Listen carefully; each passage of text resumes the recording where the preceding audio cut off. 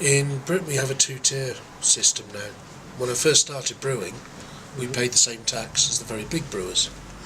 Now we pay half the tax, up to 7%, 7.4. After 7.4 we pay tax plus money. But that's why most of the traditional British beer styles I described are quite low in ABV, because that forced, because the working man you're trying to sell to couldn't afford expensive beer, so the brewers had to drop the ABV. Although in the 1960s it got very silly when the big brewers were making beer at 2.5%, and people just said, no, we don't want this. Получается так, что у нас такая система, у нас два уровня налогообложения, и второй уровень налогообложения, это все зависит от производства пива по содержанию алкоголя. Мы платим около 7,4% налога от суммы проданного пива. И было так, что сейчас это основная причина, почему в Великобритании варится пиво именно с низким содержанием алкоголя. И раньше, если крупный производитель, в 60-х годах, если крупный производитель умудрялся сварить пиво или поставить на рынок пиво, которое было крепостью 2,5%, его считали просто сумасшедшим. Сейчас это вполне нормальная ситуация.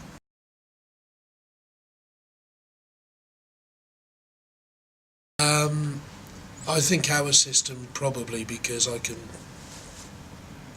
got a lot more room to move.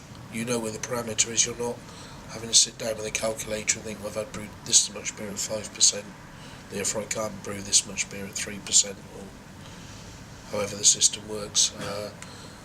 I know that up to sort of 58 barrels I can do whatever I want, up to about 7.4%, so it gives me a lot more flexibility. So up to 59 barrels you may produce any strong beer, yeah? Yeah, well, up to after 7.4%, yeah, they hit us with some extra tax because the health police don't want people drinking strong beer, unfortunately. Я добавлю в перевод то, что 59, то есть если по размеру, то там учитывается только объем производства, там не учитывается крепость.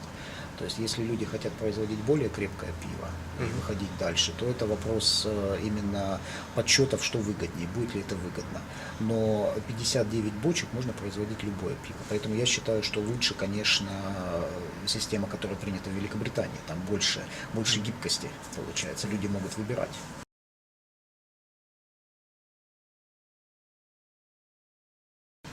It depends where you are. Это зависит от того, где вы находитесь. You've got some areas where they decide that employment needs to be increased.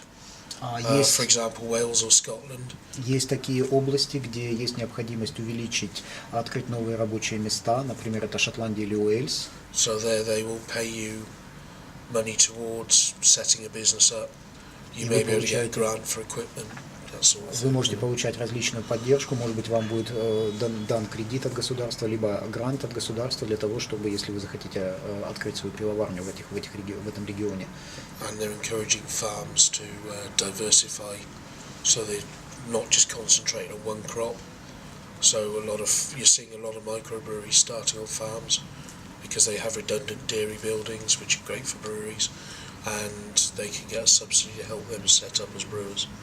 И также это влияет на сельское хозяйство, потому что это заставляет фермеров диверсифицировать их продукцию, а также многие микропивоварни занимаются выращиванием своей продукции, и также они могут использовать заброшенные здания, которые на фермах, то есть это все делается на взаимовыгодных условиях.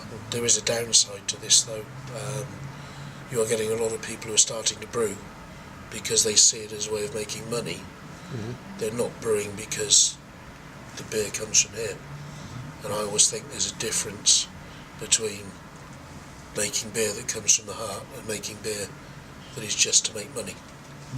И в этом есть еще и негативная сторона, потому что многие люди кинулись, они думали, что пиво, микропивоварни дадут возможность зарабатывания денег. Но на самом-то деле это не так, потому что пиво варится только сердцем, только через сердце, если это не способ зарабатывания денег.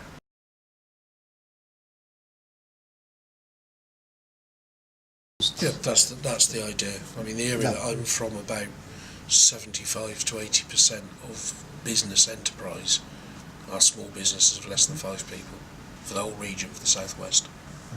В этих регионах, то есть в регионе юго-запада, от 75 до 80% предприятий это малые предприятия до 5 человек, которые работают. То есть.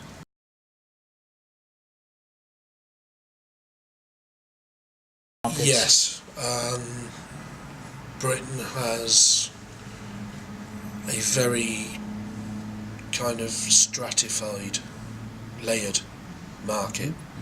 I deal with the supermarkets a lot, but then I can produce 20,000 hectolitres a week to go for bottling. But the problem with the supermarkets and the big pub companies is first of all, all they're interested in is discount and the price that they're going to get, and then somewhere, probably number 10 on the list, is actually, is the beer any good? And this is, I believe it is a problem with the UK market, because you've got these big players who control a big chunk of the market. It's not an open market, and they're more price driven than quality driven.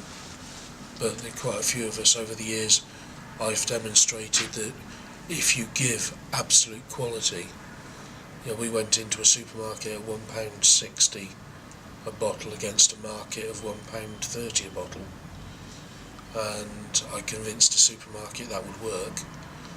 And then the next time I met the buyer, he was telling me what a good idea he'd had to create a super premium line. But it took a big argument, but it proves that, you know, the British consumer will pay extra for quality. Unfortunately, the supermarket buyers, we always say they're a different race, they're a different species. They don't live in the same world. All they care about is how cheap is it, not the quality. Ну, здесь получается какая ситуация? Да, действительно тяжело, потому что поддерживается правительством экономика по слоям, и попасть в определенный слой довольно трудно. И если мы говорим о ритейле, чтобы попасть в ритейл, в первую очередь необходимо заинтересовать ценой.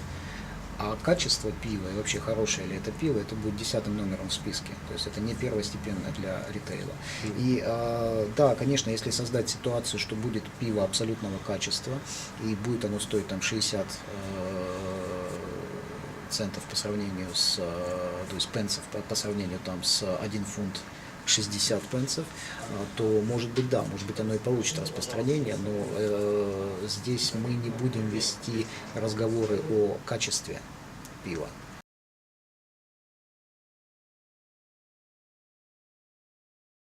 Quite a lot of the small breweries that are out there at the moment are out the back of a pub, so they'll have a direct to market route. And there is a chunk of the British pub market that is what they call free, so they can buy from whoever they like.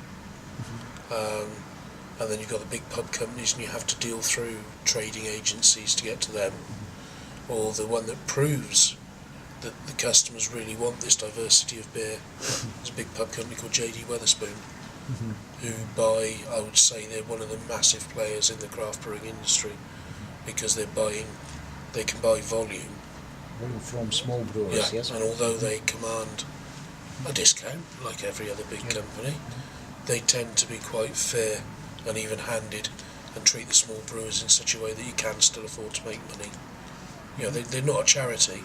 And they have their area of pubs, yes, network of pubs. Yeah, right across the UK. So I think it's over 500 now. Ну, смотрите, основной канал, конечно, это прямые поставки в паб, которые, как правило, рядом. И также есть компании. What's the name of this company? JD Wetherspoon.